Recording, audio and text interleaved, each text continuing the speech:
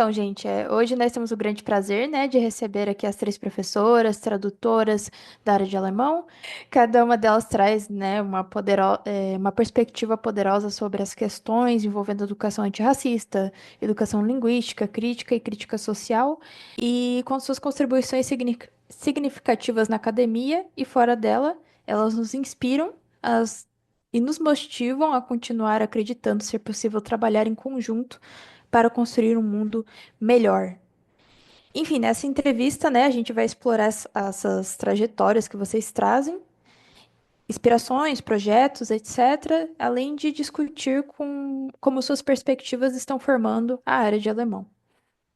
Então, boas-vindas. Então, eu queria agradecer primeiramente o convite, né? É uma alegria estar aqui com meus colegas de trabalho, de vida, e com vocês aí na UFSC. Meu nome é Jazz Oliveira, sou professora da área do alemão na UFBA, na Universidade Federal da Bahia. Sou tradutora, crítica literária, poeta escondida ainda, mas é basicamente isso. Obrigada. Bem, gente, sou Ivanete da Hora Sampaio, é, terminei o doutorado pela UFBA, né, o ano passado. No momento, eu estou aqui na Alemanha, na cidade de Munique, tenho feito alguns projetos na área de alemão também, e estou trabalhando numa escolinha. Agradeço de coração o convite, venho acompanhando o trabalho da professora Elaine, de suas e seus alunos, e também admiro muito, né, o interesse de vocês pela nossa área e principalmente pelas nossas pesquisas, né? Obrigada.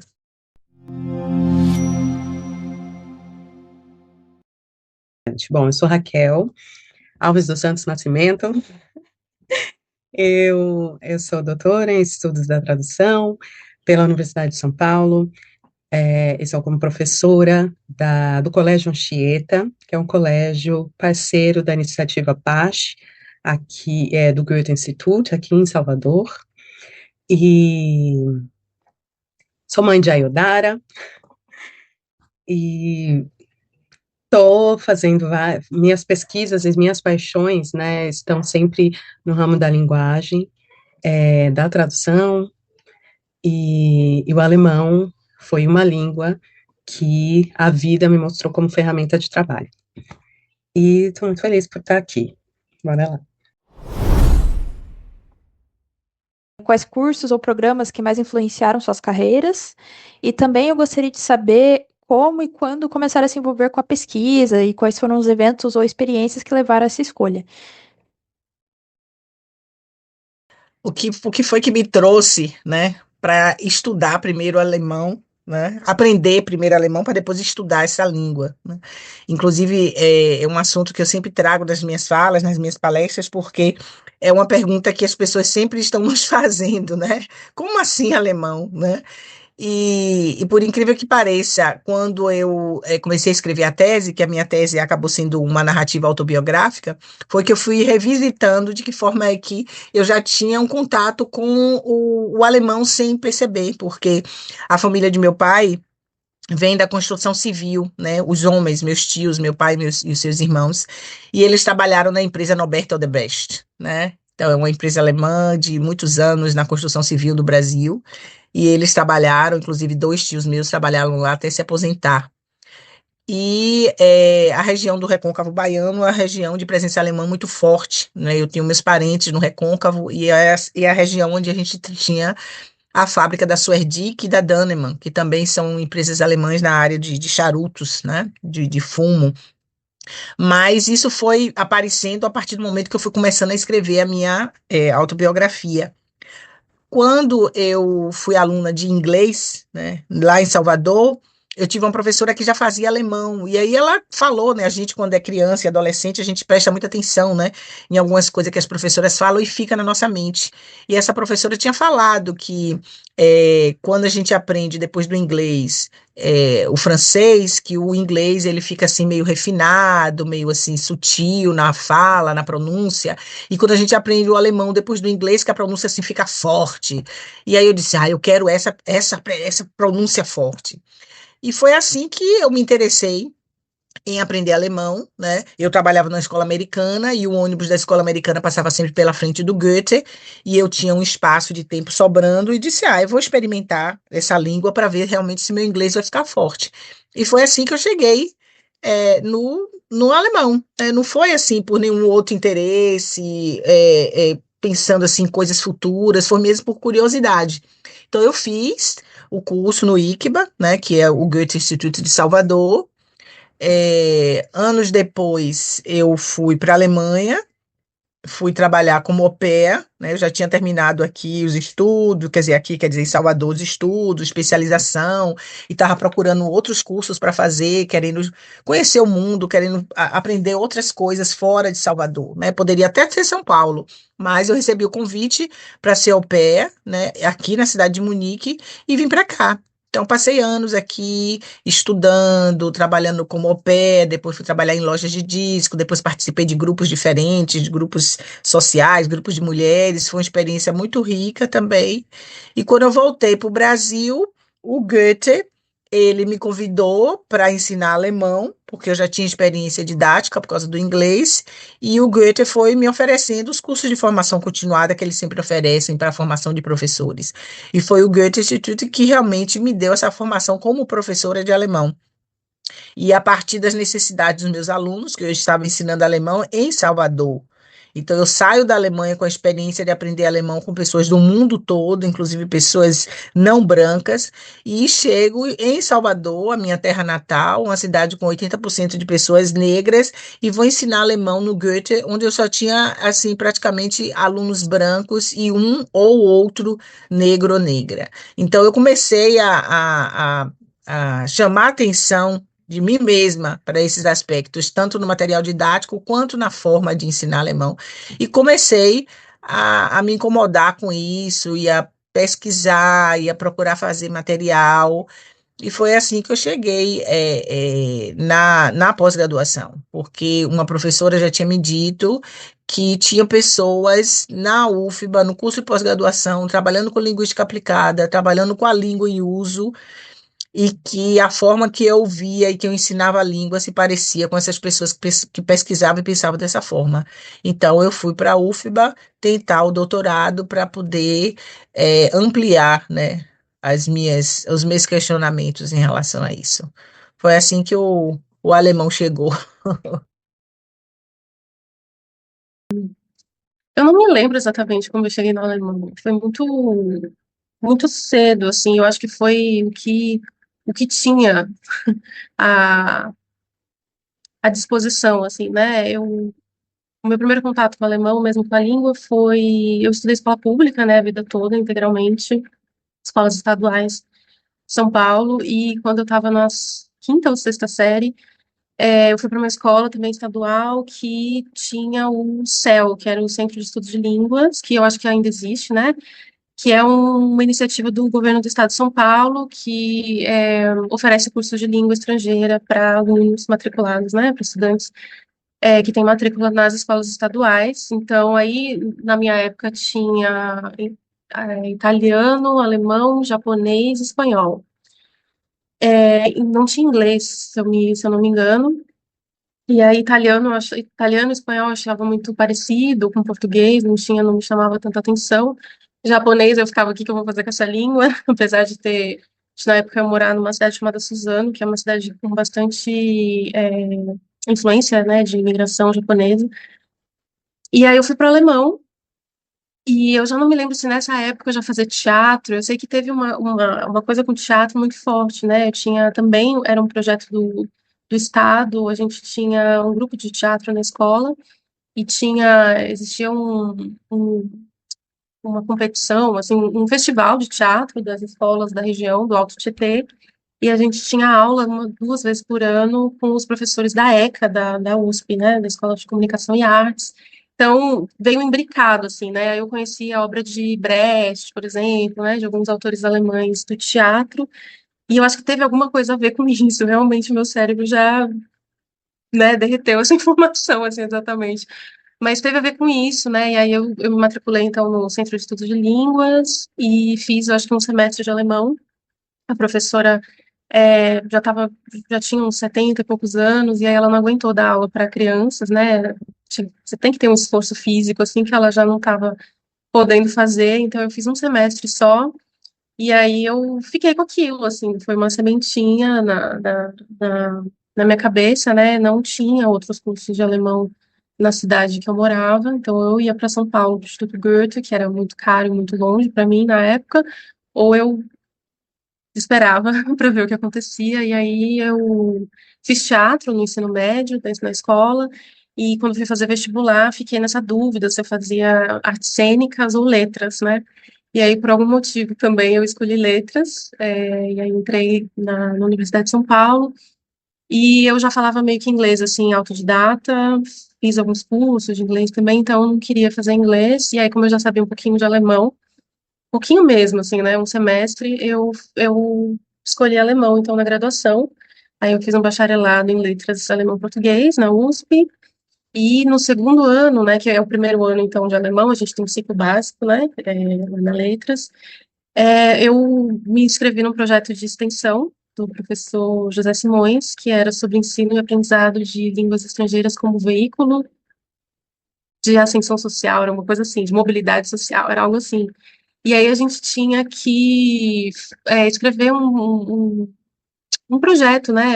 Durante a inscrição, você tinha já que escrever uma carta de motivação, já dizendo qual seria seu plano de atuação. Aí a gente conversou, porque eu falei, eu acho que meu alemão é muito básico para dar aula, né? Que a ideia era oferecer aula de língua estrangeira em alguma comunidade, em algum bairro próximo, né, ou da Universidade de São Paulo, ou próximo da gente, né, como estudante. E aí eu conheci o Alavanca, que é Alavanca Brasil, que era uma ONG, acho que não existe mais hoje, que era uma ONG alemã, que atuava no bairro São Remo, que é uma comunidade literalmente atrás da Universidade de São Paulo, separada por um muro. E aí eu ofereci aulas de inglês lá, na verdade, né? Porque o meu inglês, eu achava que eu podia fazer mais contribuições com o inglês do que com o alemão, que era muito pouco, que eu sabia. Tinha, né, eu estava no primeiro semestre de alemão na USP, só que aí teve essa coincidência do destino, que aí eu convivi com alemães, né, lá. Então foi bom para eu treinar, para aprender. No ano seguinte eu fui para a Alemanha, participei de um projeto do Ministério de Colaboração Internacional, né, o ASA Programm, que era um programa de intercâmbio cultural. E aí fui logo no segundo ano de alemão para a Alemanha, e aí eu trabalhei 3 meses no projeto com duas alemãs e com outra moça brasileira, que também trabalhava na Alavanca e que morava na São Remo. E aí fui para a Alemanha, fiz alemão na Volkshochschule lá, né, então isso deu um up também no meu alemão. Que aí também eu fui descobrindo várias coisas, assim, qual era a diferença do alemão que eu estava aprendendo na universidade e o alemão da vida, da rua, né? Que é o que eu que é o que eu falo mais, assim, né? Ou é a vertente, assim, que eu mais consigo me identificar, porque tem a ver com a minha vida mesmo, né?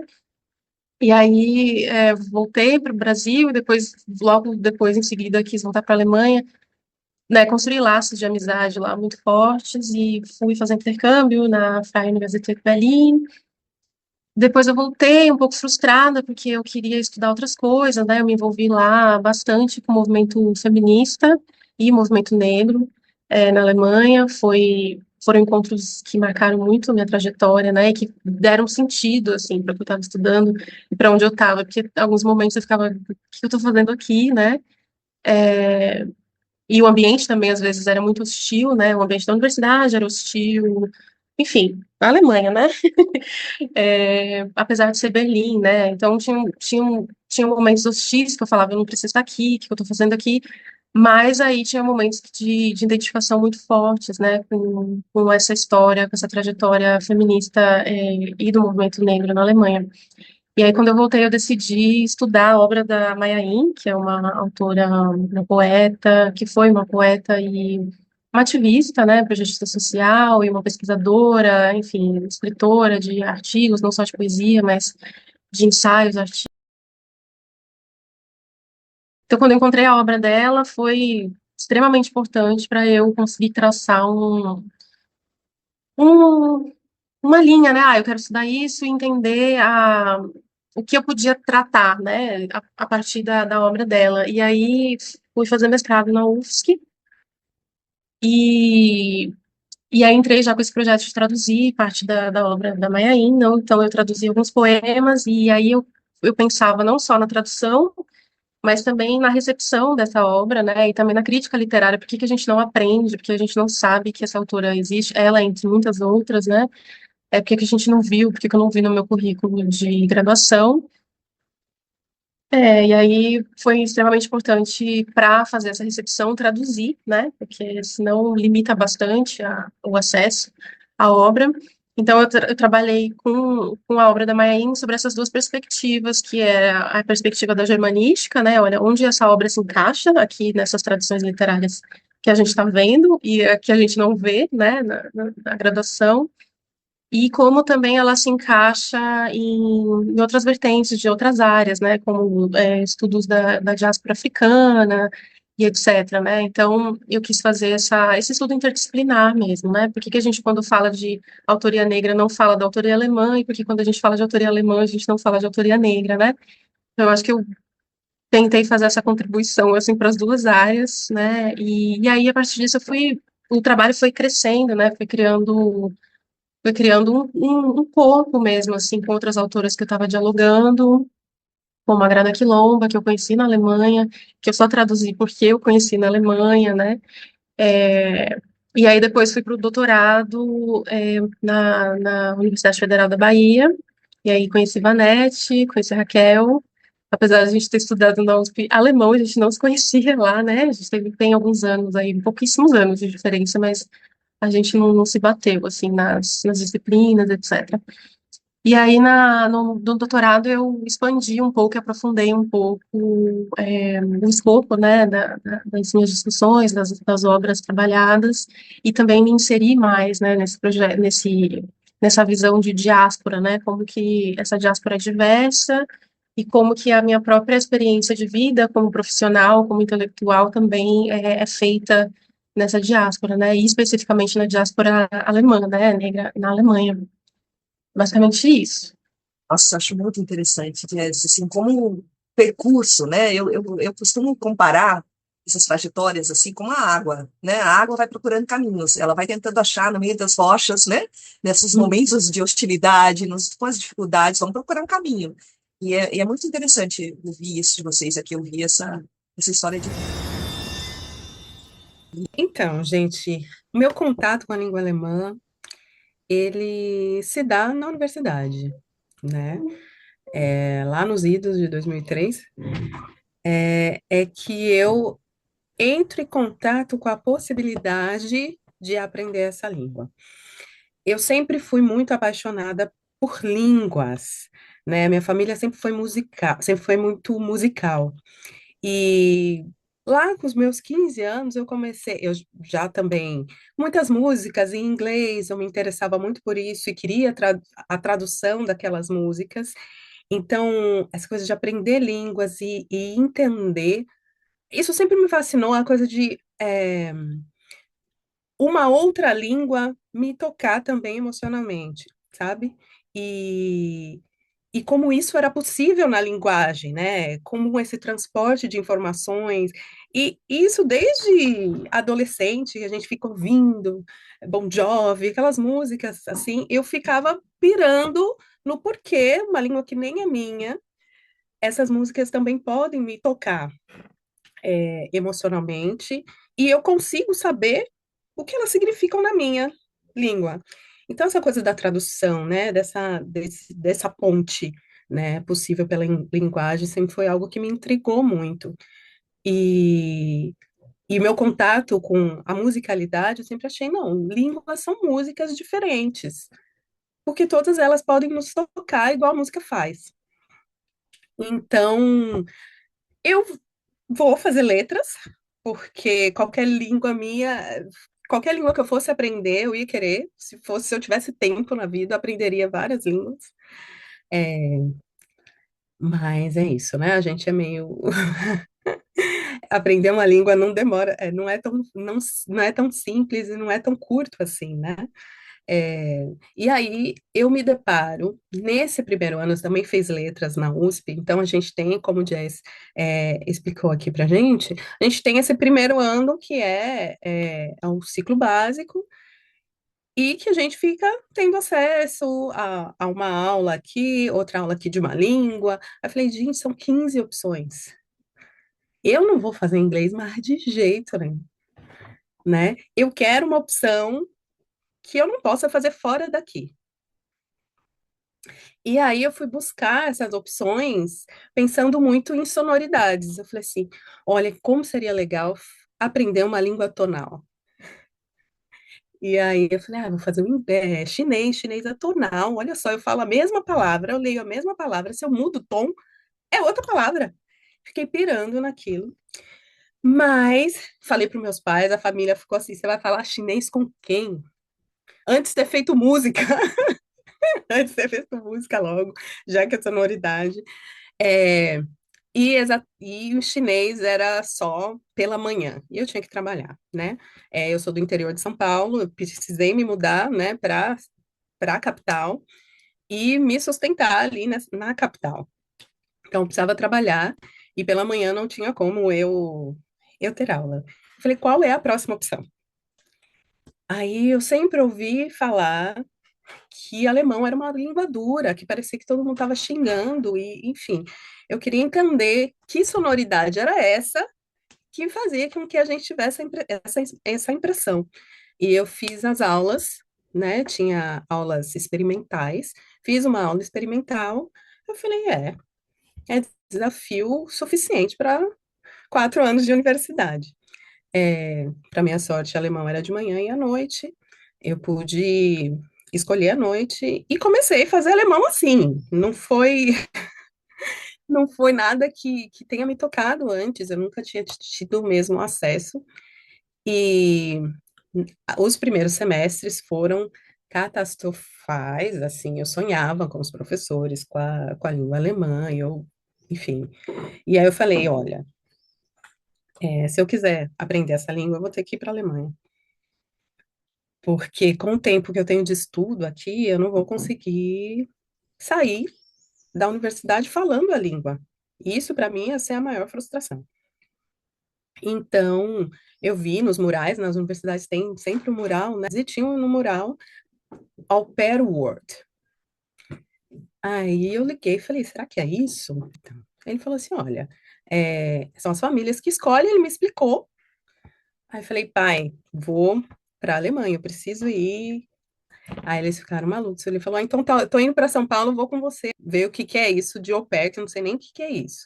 Não sei nem falar isso. O moço acalmou lá o meu pai, né?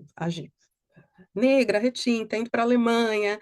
O que os meus pais conheciam e o que eu conhecia até então era, né, dessa dificuldade de acesso, né, à Alemanha, ainda mais sendo uma menina negra. E, e ele, eu acho que falou: olha, vá. E mas escondeu seus medos de mim. Eu fui.